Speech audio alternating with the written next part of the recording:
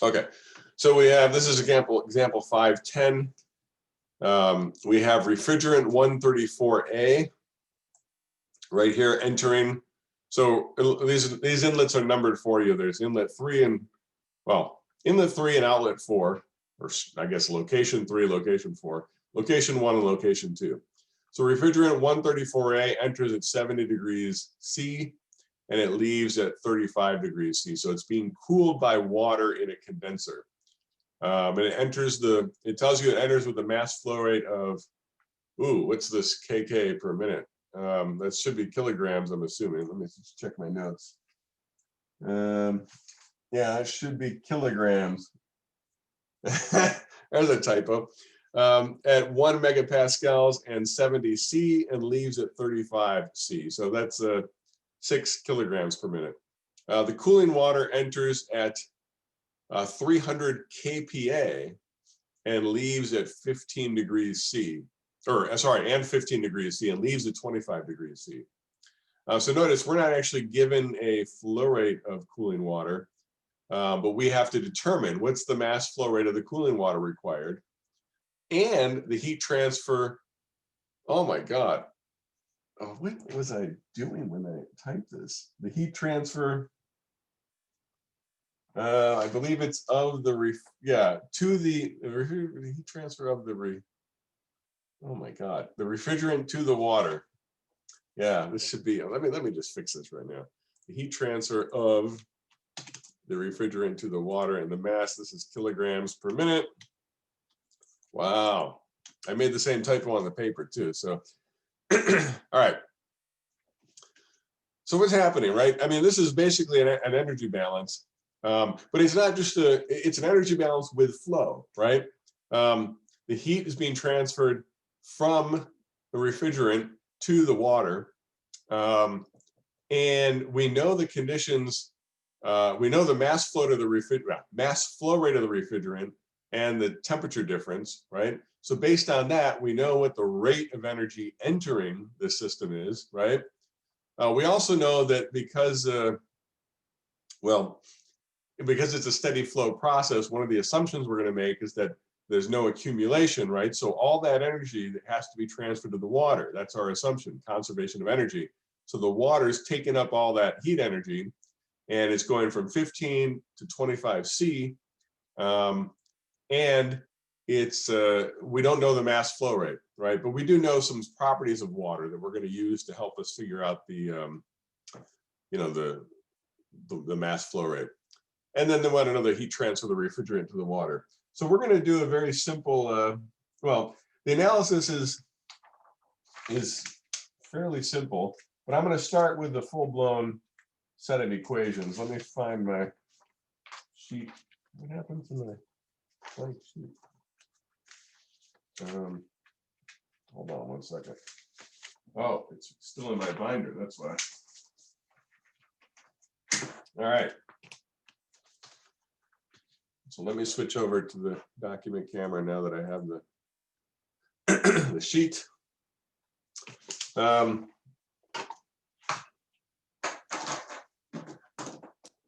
right, so let's talk about what we have in this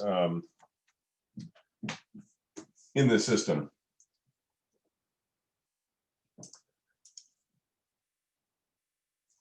First of all, this is a steady flow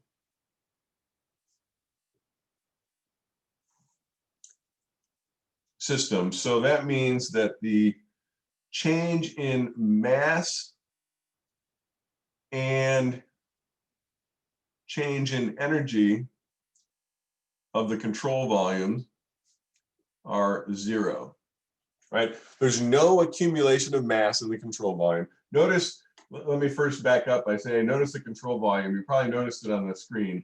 This little red dashed line. So the control volume is basically all the inside of this, this condenser unit. And there's no accumulation of energy, right? So the temperature might be different at different points inside this control volume, but it's constant, right? There's not a change in temperature. There's not an accumulation of energy, which would increase the temperature, or a drain of energy, which would decrease the temperature within the control volume. Next, we have, let's see, we were told, neglecting pressure drop. We weren't given any information about heat in or out of the system besides the streams. So we're going to say heat loss from the system is negligible. Heat lost from system is negligible.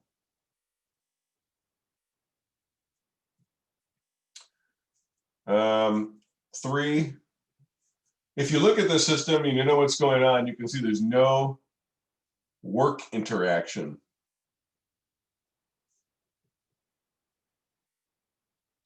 Right, there's no work going in or out of the system besides just the the flow of the streams. But there's no shaft work, no electrical work, nothing else. And finally, if you look at this, the system itself, there's no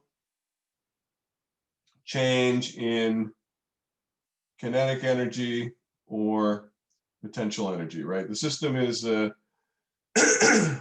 is stationary. We're not looking at huge differences in or any big change in kinetic or potential energy. Let's see.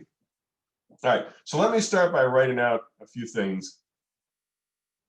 I'm going to write out the energy equation. Basically, because we don't have accumulation of energy, we can say the rate of energy in is equal to the rate of energy out, right? And I'm going to expand this out just because I want to go through the terms. Again, you don't have to necessarily expand it out if you have it on a worksheet, or you're just looking at the equation. You can go ahead and cancel out the terms you don't need, but it's good to get in the habit of looking at the terms. Oops, I got to make a plus. If you can read the terms that I'm writing, Jesus, my handwriting is horrible today. H1 plus V1. Oh, I should put I for inlet. Over 2 plus GZI equals Q out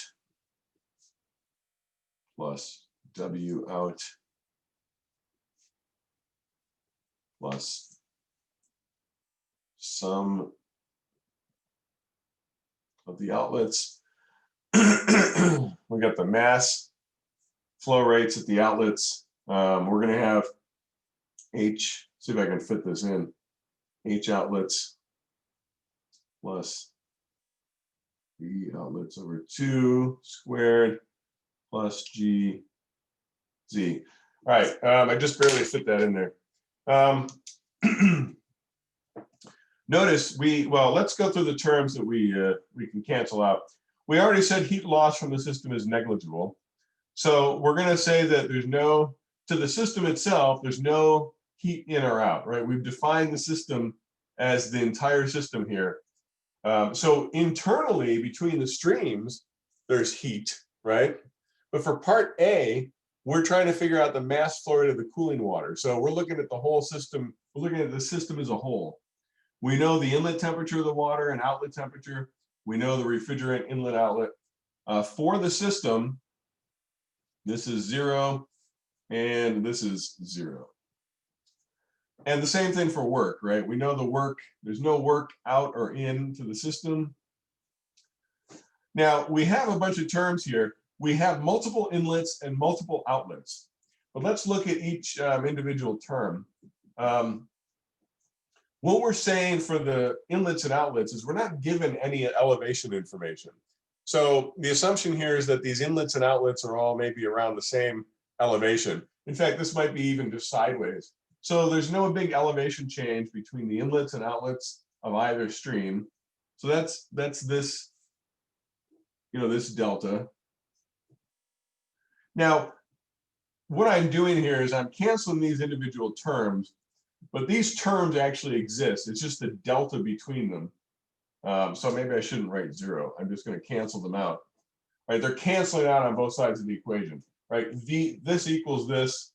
The kinetic energy, same thing, right? We're not given any information about change in velocity. So I'm going to cancel those out. Let me just make a little note here. V out equals V in, and Z in equals Z out for all streams.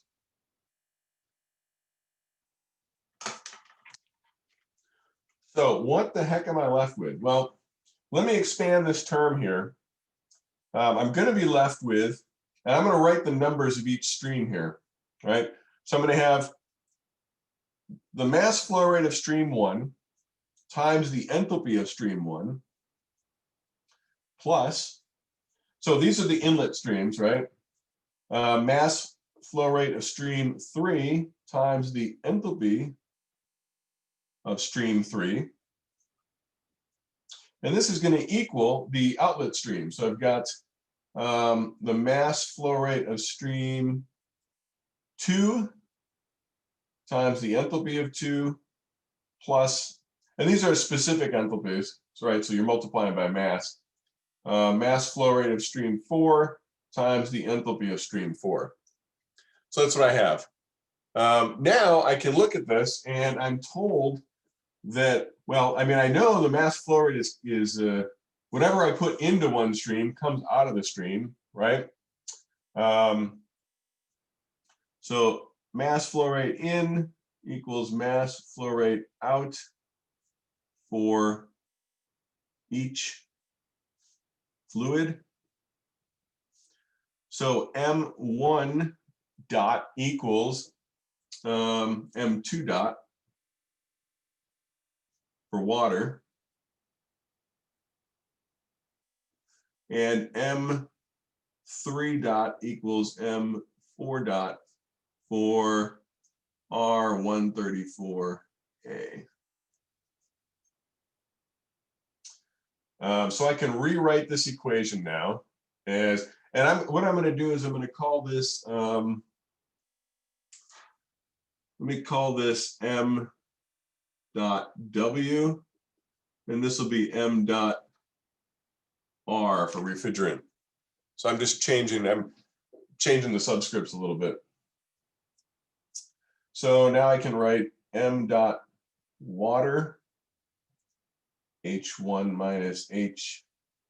So now I'm taking, right, M1 and M2. So I've got H1 minus H2 equals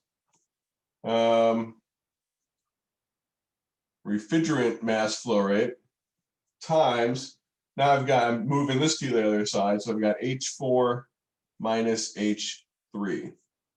Right? So all this is saying is the change in enthalpy of the water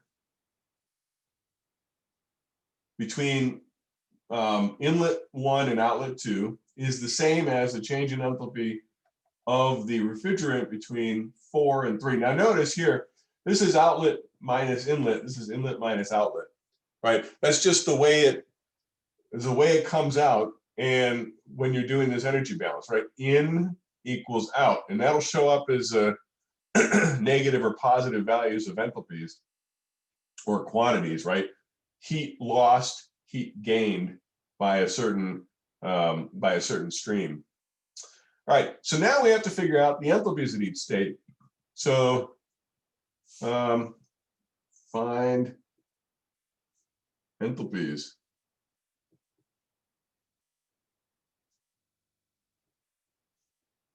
at each state.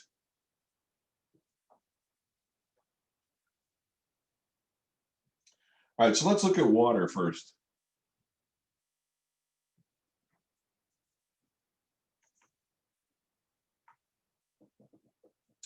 For the inlet, we have 15 degrees C and 300 kPa. Now, well, let me write down the outlet here. Outlet The outlet of the water is 25 degrees C. Now, what's the pressure? This is saying to neglect any pressure drops.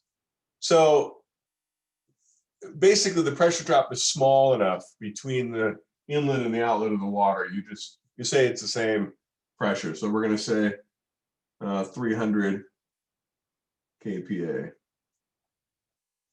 And what I'm going to do is I'm going to go to my trusty appendices, and I'm going to look up the enthalpy of water. And first, I have to figure out what state my water is in. I can look.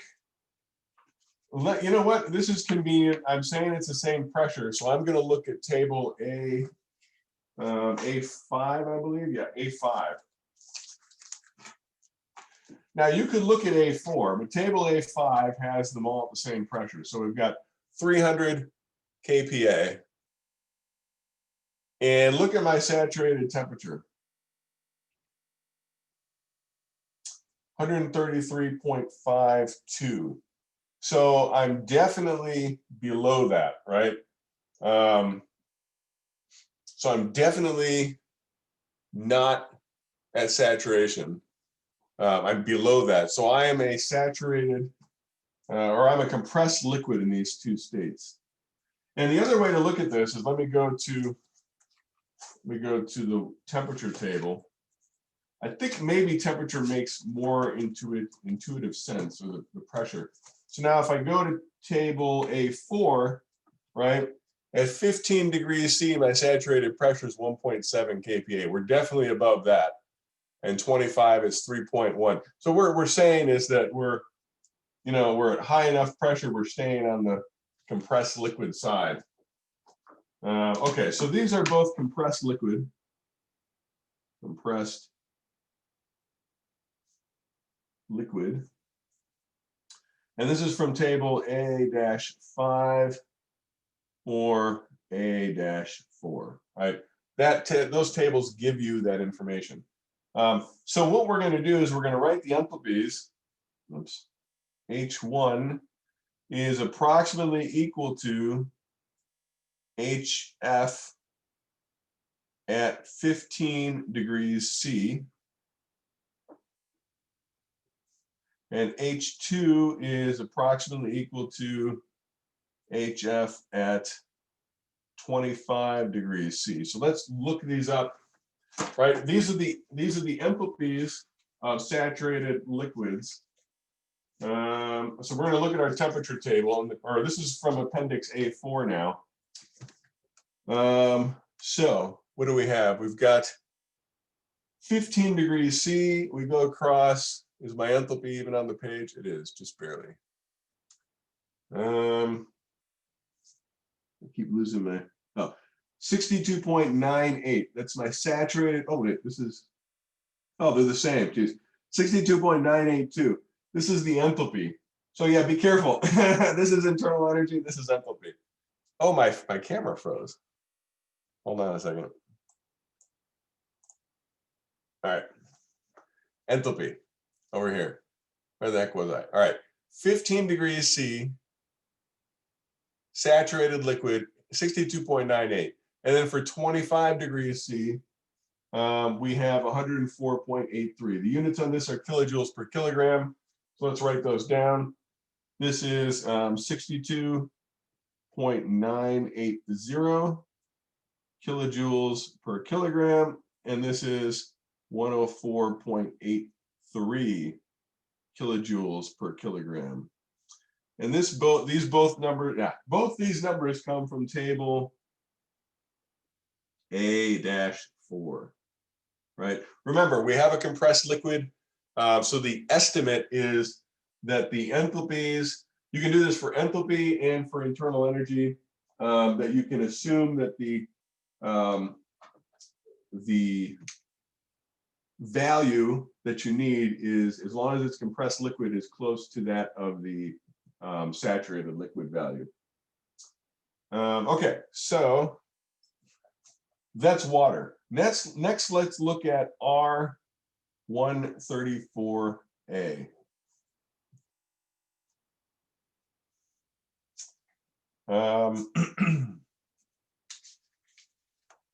see, did I do this the same way for both of them? Yeah, I'm going to take them one at a time.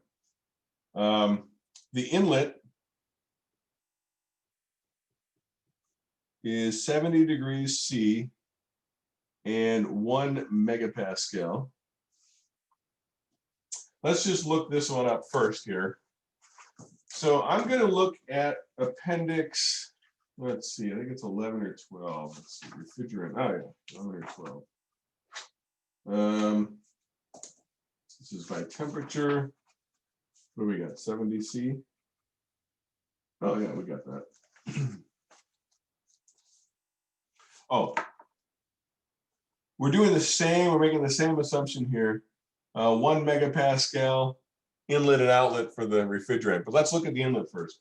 So if I look at these conditions, I go to appendix A11, which is saturated refrigerant 134A. Remember, these are saturated conditions. And I look at the temperature of 70 degrees C, and I see that I need a pressure of 2,118 kPa to make this a saturated liquid. So, so I'm way below this pressure, right? This means I'm a superheated vapor. Now you can also go to table, is it A12? Where's A12? Yeah, table A12 has pressures, right? 1 megapascal is here. I have to be at 39.37 degrees Celsius to have a saturated liquid. So now notice my temperature, both my temperatures are above that, right? I've got, oh no, one temperature is above it. 70 degrees C is above that. So 70 degrees C is higher than 39. So I'm definitely in a saturated or a superheated vapor. So what I'm going to do now is I'm going to go to table. Let me just make a note here. From A11 or A12, superheated vapor. So this is why being able to read off of our tables is so important here. So, okay, superheated refrigerant 134A.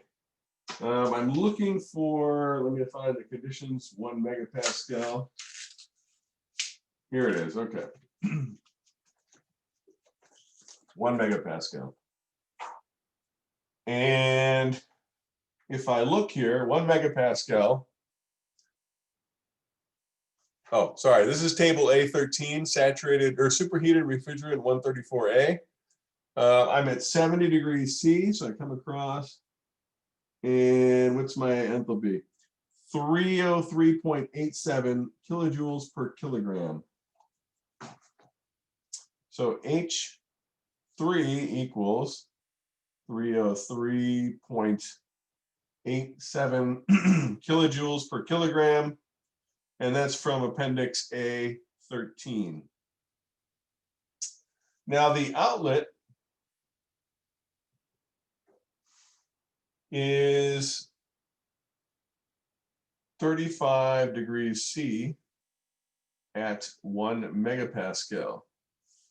And this one was the one I was stumbling over because I saw the 39, but I wasn't sure of the temperature.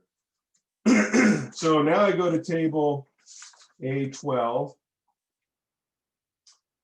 Let's see, so I'm at 1 megapascal.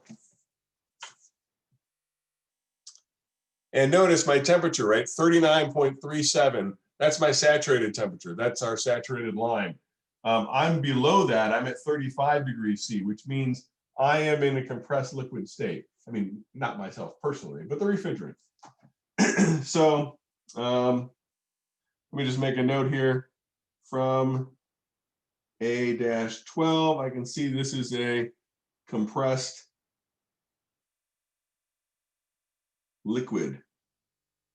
And for a compressed liquid, we're going to say that the enthalpy for stream 4 is approximately equal to the enthalpy for a saturated liquid at 35 degrees C.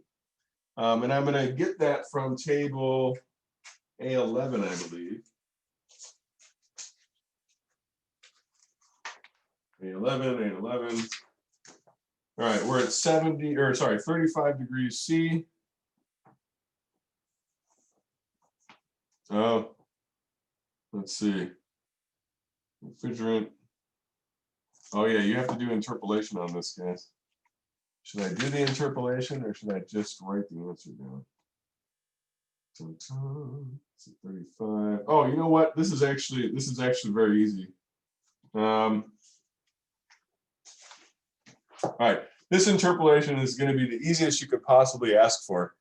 So this is saturated refrigerant 134A, right? And my enthalpy column's over here. I'm using H sub F to go down in this column here. I should write these down here below. I'm at 35 degrees. Now notice there, I've got 34 and 36. So look at this. I've got to do interpolation. But I could say, oh, you know what? 35 degrees is directly in between these two values, right? So let me just do the calculation here with the calculator. Let me turn this light off for a minute so you can see my numbers. I've got 102.34 minus 99.41, right? That gives me 2.93. I'm going to divide this by 2.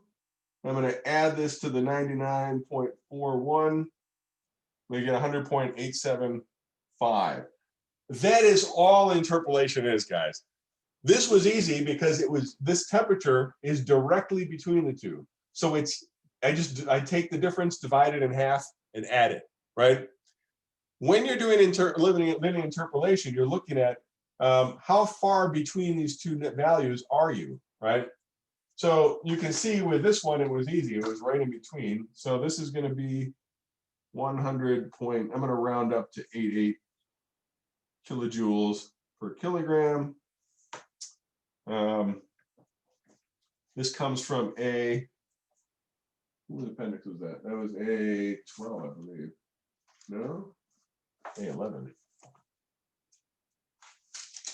Yeah, A11.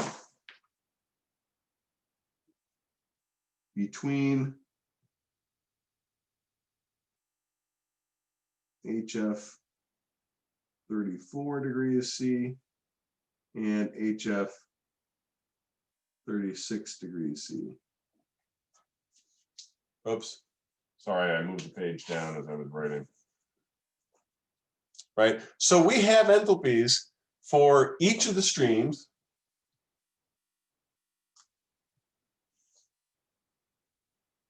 And we know, which one do we know? We know the mass flow rate of refrigerant. So we have all our information. So we can just rearrange this thing and solve. I'm going to write the equation. Let me just make a note here. Example 5-10 continued. Fall 2020. All right, so let's rearrange this equation. So our mass flow rate of water equals basically our mass flow rate of refrigerant times the difference in enthalpies over the, oh wait, what did I do here? Oh yeah, we know mass flow rate of, yeah, we know this. Over the enthalpy difference between 1 and 2 of water. So here we've got 6 kilograms per minute.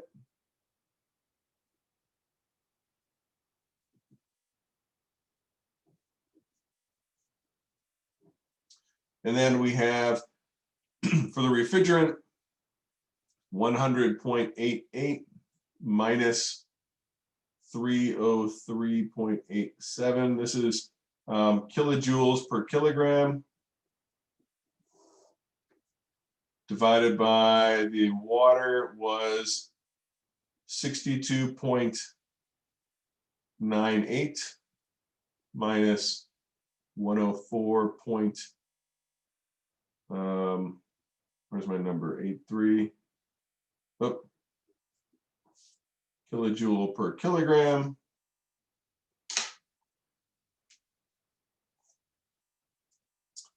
Let's see, these cancel. These cancel. So you wind up with the mass flow rate of water equal to 29.1 kilograms per minute.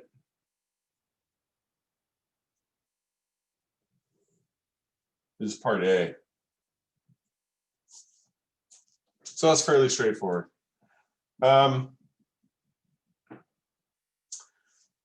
Part B.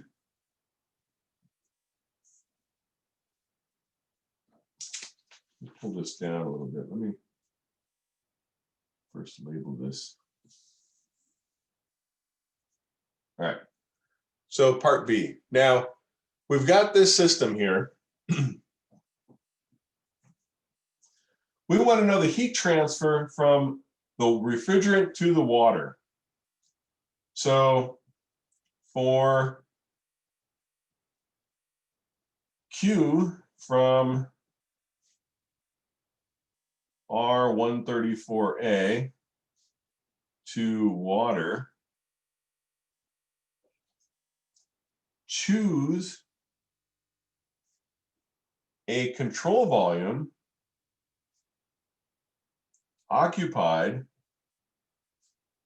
by either fluid. And I'm going to show you the slide here. Let's see. Because, yeah, this is basically the example from your textbook. So this is our control volume for part 1, right? Now for part 2, we are looking at the control volume of just one of the tubes, right? And which one did I choose here? I think I chose water. So you could choose either refrigerant 134A as the control volume, right? The tube of that, and look at the Q out, right? Or you can look at the control volume around the water, right? So this control volume could be either way, right? It could be out of the refrigerant or into the water. So let's look at it from the water standpoint.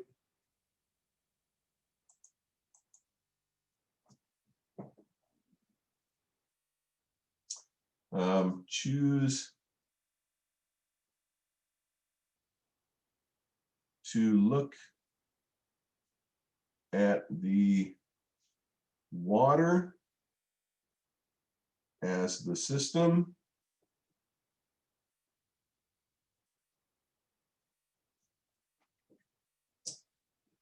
And we basically have, let's see, same assumptions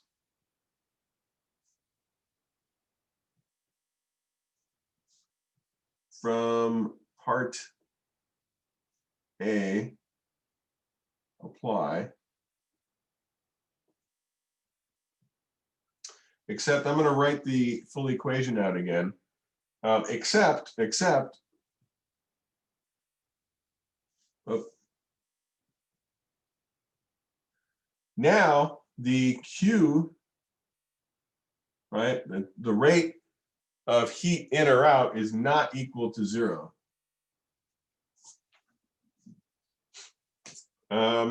So if I look at the energy balance equation up here, right? Again, no work in or out. I'm looking at the water as the system. So I have a Q in, but I don't have a Q out. And then I only have one inlet and outlet, right? The inlet and outlet of the water. So I can write from this equation, let me just make sure you realize where it's coming from. The EN equals E out equation reduces to Q water in plus mass flow rate of water times H1 equals mass flow rate of water times H2, right? This is all that's left of this giant equation up here, which I can just barely fit. So if we only look at the water as the control volume, right? We have heat in, no work in, we've got one stream in, right? We've got the water coming in from location 1, and that's at that enthalpy. And again, we've assumed all this stuff cancels out. We've got no heat lost, we've got no work out, but we do have a mass flow rate out, right? And we have a stream out. So that's what we get. We get a nice simple equation here, which we can then solve because we know all this information, right? So Q water in equals, we just substitute or rearrange. It's the mass flow rate of water times the change in enthalpies, H2 minus H1. All right, so here we get 29.1 kilograms per minute. And we multiply that by 104.83 minus 62.982 kilojoules per kilogram.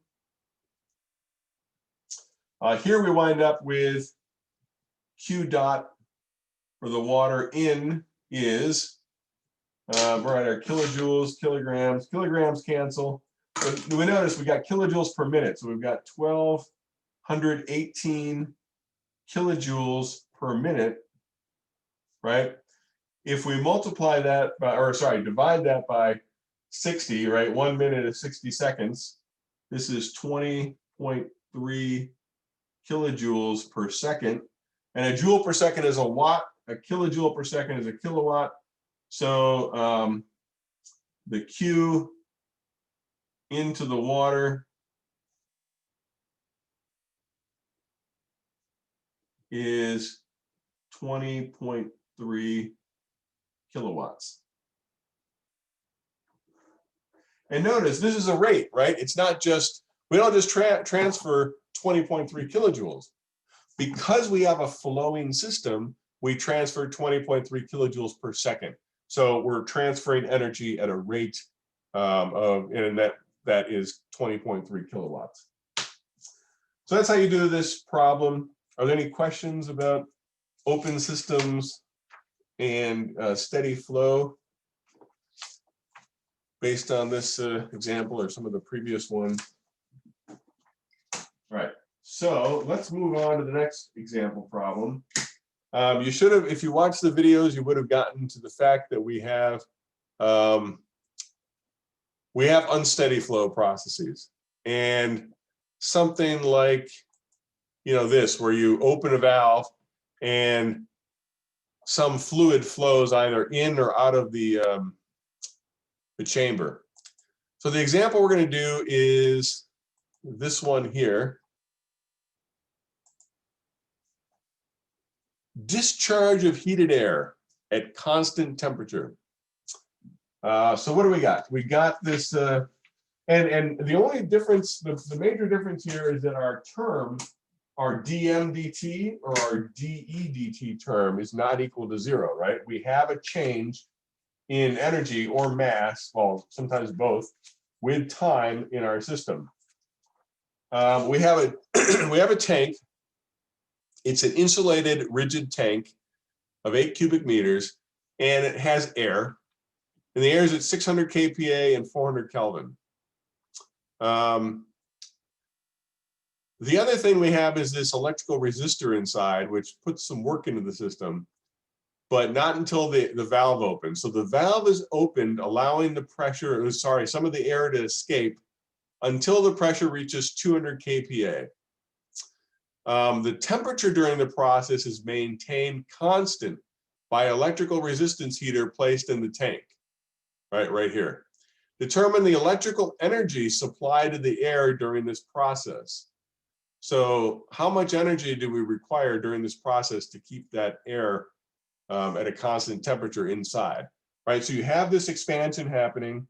we're going to take and we're going to analyze this process as sort of a quasi steady state process. So let's look at what that looks like. All right, here's our tank. The assumptions here, assume the first one, it's kind of necessary for this problem. Analyze this unsteady process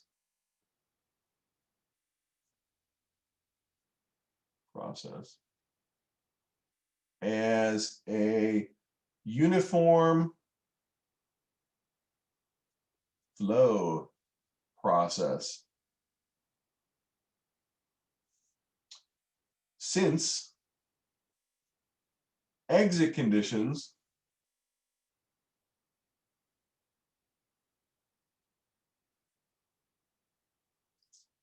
are held constant.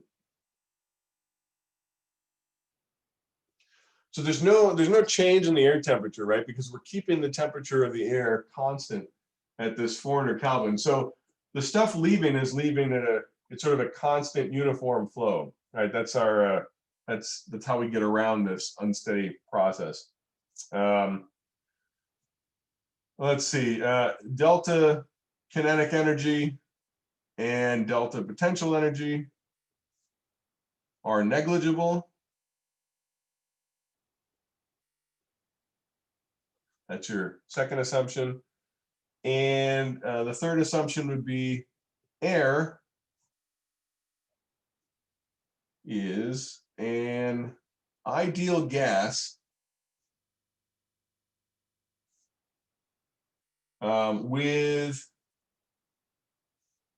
variable specific heats.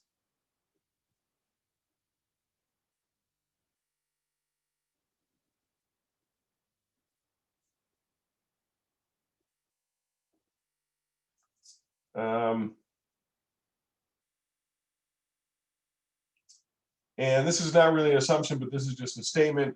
The system here, right, is just the, so notice the red line here around, it's just the contents of the tank. Contents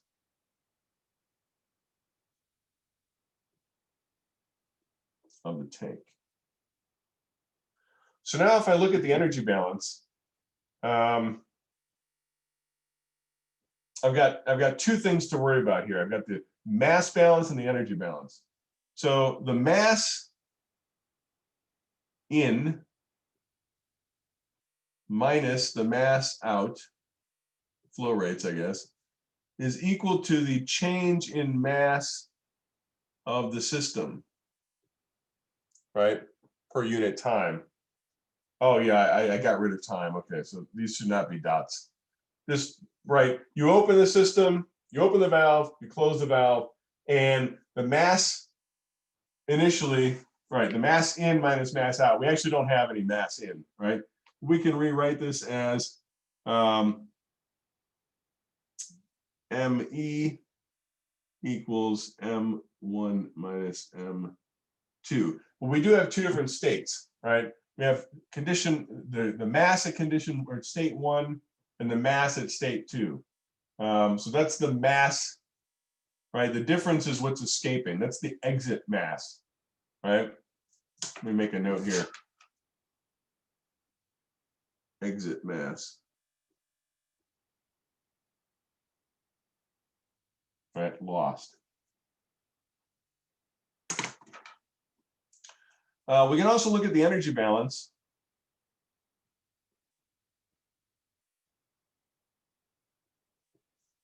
The change in energy for the system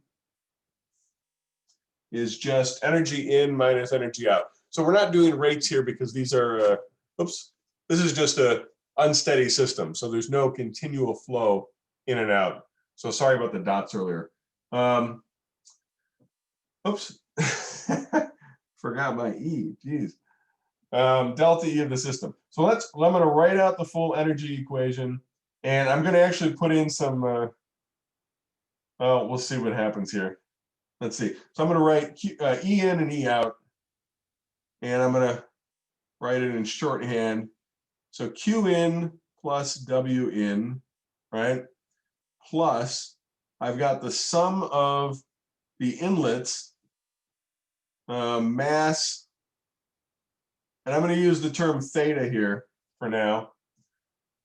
Remember, this is the stream energy, right? This combines the enthalpy, kinetic energy, potential energy, etc. And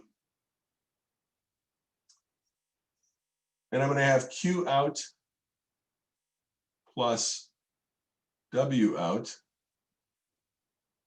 plus the sum of the outlets, theta. And here on this side, my system energy, right? My system energy can be written as a specific energy, or per unit mass. So I can write this as M2 E2 minus M1 E1. This is your system, right? All this is saying is the in minus out is the change in energy of the system. Now theta is equal to the enthalpy plus the kinetic energy plus the potential energy of the streams, right? And here we have, well,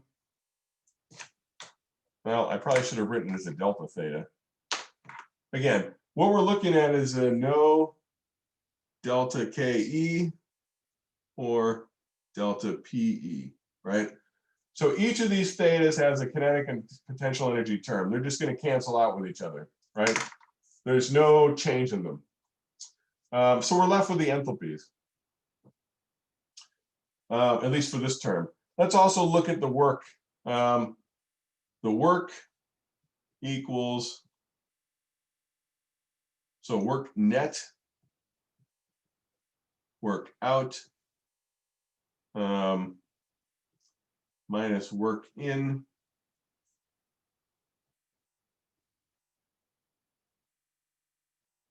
Oh, I actually have it negative, don't I? Well, let's just go through these. There's no work out, right? This is 0. No W out. W in is WE in, right? It's electric work. And Q.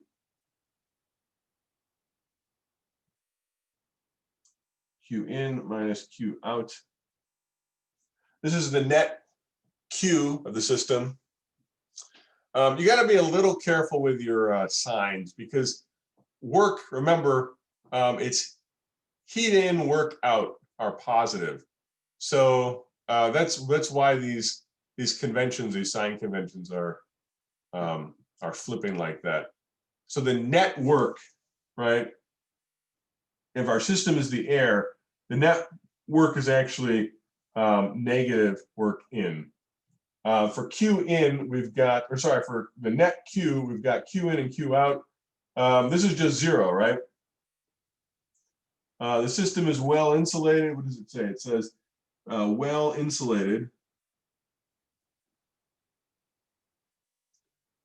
equals adiabatic. So no heat in or out of the system that way.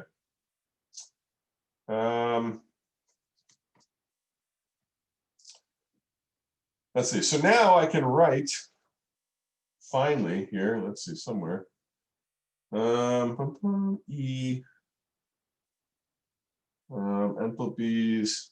Yeah, so I'm going to cancel these terms out. I'm plugging the electric work in for work in. So I've got work electrical in, right? Plus, I'm just going to write these out and cancel them in a minute. I've got mass in, H in, minus mass exiting oh yeah, that's why I used electric. I'm going to put an EL for electric because it's not work exiting, it's work electric. So that's E, and that equals, so I'm going to take the specific energy somewhere up here. All that's left of the specific energy is basically the internal energy. So I've got M2 U2 minus M1 U1. That's the internal energy of the gas, right? It's a change in internal energy. And let me cancel out. We have no mass in, right? No mass flow rate in. We do have exiting mass. So I can rewrite this whole thing as the work electric in is equal to, I'll put the positives over here, plus M2 U2 minus M1 U1. All right, so this is where the sign convention gets a little weird because I replaced my work up here with the net work, right? And remember, work in is negative. Let's see, heat in, work out. Work out is positive. And we know the electrical work is in, so that's why we can flip the signs. So let's see what I have. Work electric in is this, right? So now I'm going to use the ideal gas law to find these masses. Find M1 and M2 using ideal gas law, because I know the conditions, and one of my assumptions was we're treating the air as an ideal gas. So let me just write this out. PV equals MRT. R for air is 0.2870. This is kPa meter cubed per kilogram Kelvin. And this comes from your appendix. You never remember the number of this one. Is it A1? Yeah, it's A1. Well, it's in both of them. Yeah, A1's the one that gives you the units though. So R of air. 0.2870. Notice the units, kilojoules per kilogram Kelvin with a star. Remember, you go down to the bottom and you can realize, oh, okay, these units are equivalent to, you can barely read this probably on your screen, kPa meters cubed kilogram Kelvin per kilogram Kelvin. So that's where that comes from. So appendix or table A1, table A-1.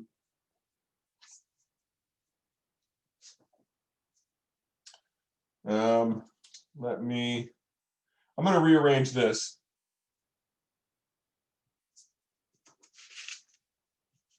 Let me see here. The next page. Example 5-13, fall 2020. All right, I'm going to write equations for each of the masses. Mass 1 is going to be equal to, I've got P1 V1 over R T1, right? I was given everything in absolutes. Air at 600 kPa, 400 Kelvin. Yeah, these are all absolute values here. So I'm going to use absolute values. We've got 600 kPa. My volume is 8 cubic meters. My gas constant I have 0.2870. The units on this, kPa, meter cube, kilogram, it's a good idea to check your units on these because you never know when you might be using the wrong number. And then I've got 400 Kelvin. Right, you can see all these units cancel out. So kPa, meters cubed, Kelvin. I'm left with kilograms.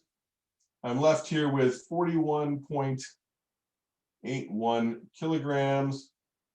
This is mass 1. And then I can write the same equation for M2, P2, V2, RT2. Now what's happening? Well, the only thing that's changing is my pressure, right? It goes from 600 kPa. Oh, it drops to 200 kPa. So I've got 200 kPa, 8 cubic meters, 0.2870 kPa, meter cubed, kilogram, Kelvin. And what's my 400 Kelvin is my temperature. So M2 equals, in this case, 13.94 kilograms.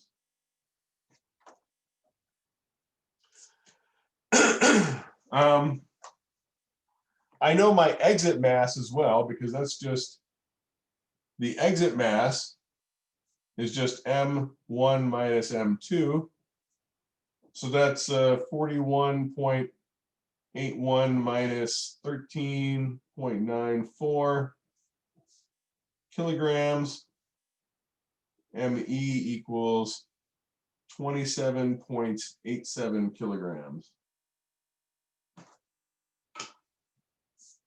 All right, so those are our masses. Now, we need up here, we need internal energy, and we need, well, yeah, we need internal energy for air, and we need the enthalpy for air. So let's look at what this is. To find H, where's my, what unit did I use? I just called it H. And U1 and U2 for air. Go to, we're going to go to appendix A-17. We have an appendix, or we have a table for air, which gives us the properties of air. And that is table A-17. If I can find it. Ideal gas properties of air.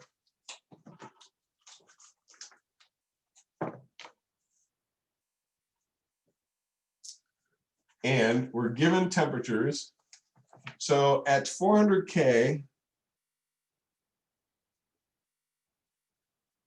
we're going to use H equals the exit enthalpy, right?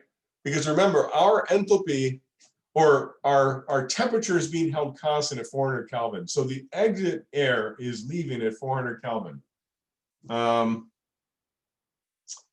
Let's see, HE is going to equal, and look this up on the table here, 400 Kelvin. Where's my enthalpy number? Oh, there's my internal energy. Oh, wait, enthalpy. Oh, there it is.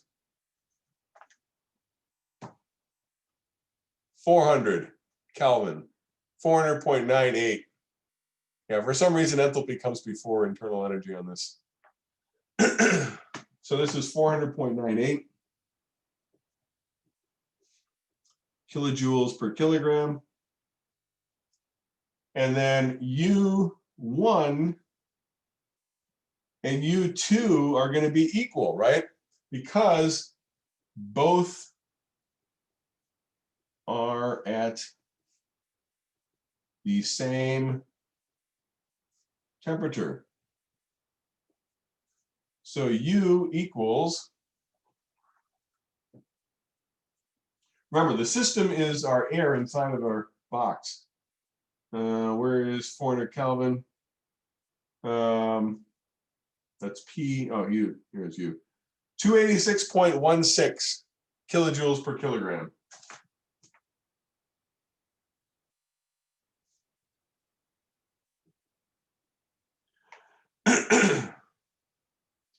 So my electric work.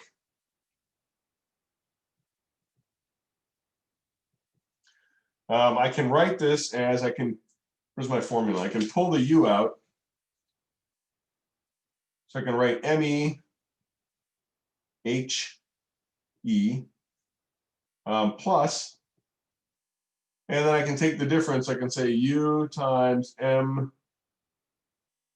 minus M1, right? And those values, if I plug them in, I get our exit mass, 27.87 kilograms, times our exit enthalpy, which I just wrote down and forgot, 400.98 kilojoules per kilogram, plus my internal energy is 286.16 kilojoules per kilogram. And I'm losing mass. I've got M2 minus M1. Oh, wait, did I write this backwards here? Looks like I wrote it backwards in my notes. Did I write it backwards on the paper? No, I didn't. Okay.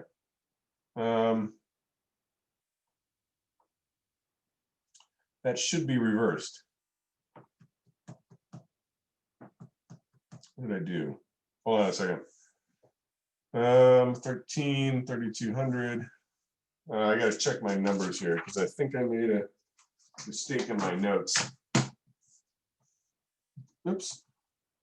13.9, 13.94 minus 41.81 times 286.16. 79.75. We got 400.98 times 27.87. No, okay, yeah, I wrote it wrong in my notes, but no, that's not right. Oh, yeah, plus negative 79.75. Yes, okay, all right, good. I wrote it wrong in my notes, but I got the right number. So, so M2 minus M1, 13.94 minus, what did I have? 41.81 kilograms.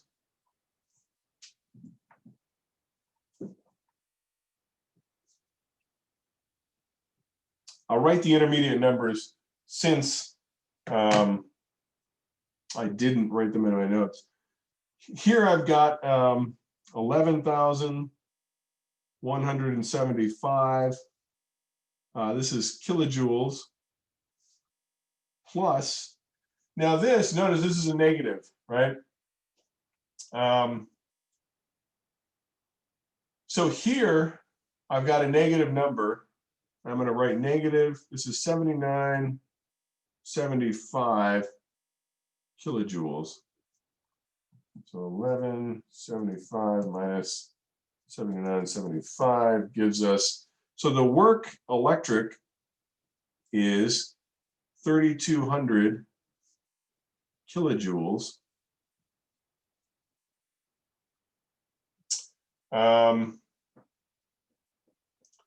We're told what? I thought we were told something about time. During the process, blah, blah, blah.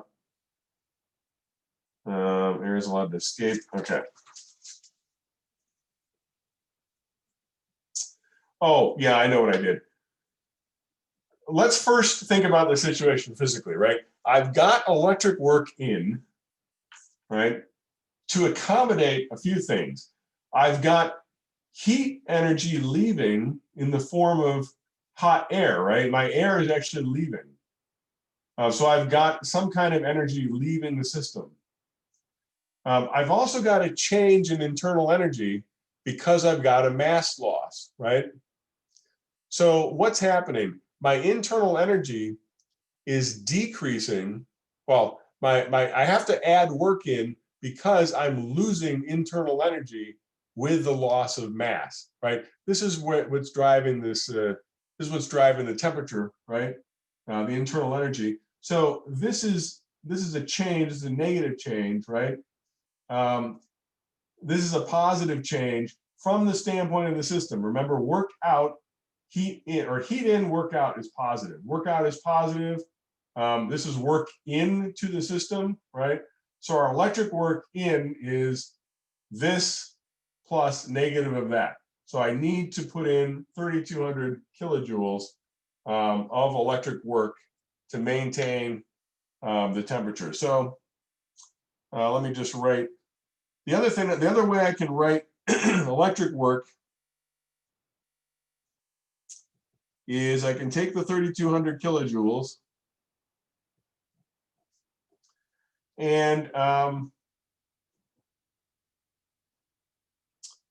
1 kilowatt second is 1 kilojoule, right? Remember, a kilojoule per second is a kilowatt. So this is a kilojoule per second. I multiply it by second. This is basically just to change the units here. And then I'm going to multiply this by 1 hour and 3,600 seconds to get rid of seconds. And what does this give me? This gives me 0.889 kilowatt hours. So you ever look at your electric bill, it's in kilowatt hours. That's what they're doing. You can convert to joules if you want to. Let me just make one more note about this problem. So, oops. If temperature changed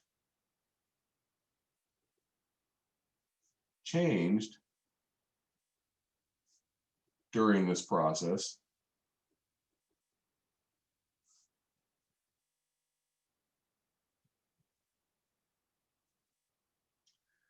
a reasonably accurate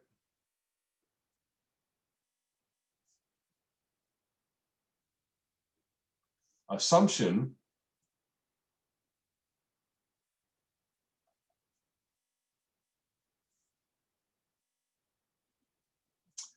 would be to use the exit temperature equals T2 plus T1 over 2. So basically the average temperature, right? State 1, state 2 divided by 2. So again, that's all you're doing is you're looking at the difference between two states in thermodynamic problems. And that was an unsteady system, or sorry, an open system. So yeah, unsteady flow, right? It's an unsteady process, but we assumed sort of a uniform flow to solve the system of or solve the equations. And we used the ideal gas law, and we used property tables from our appendix. All right, so that's what I have for chapter 5.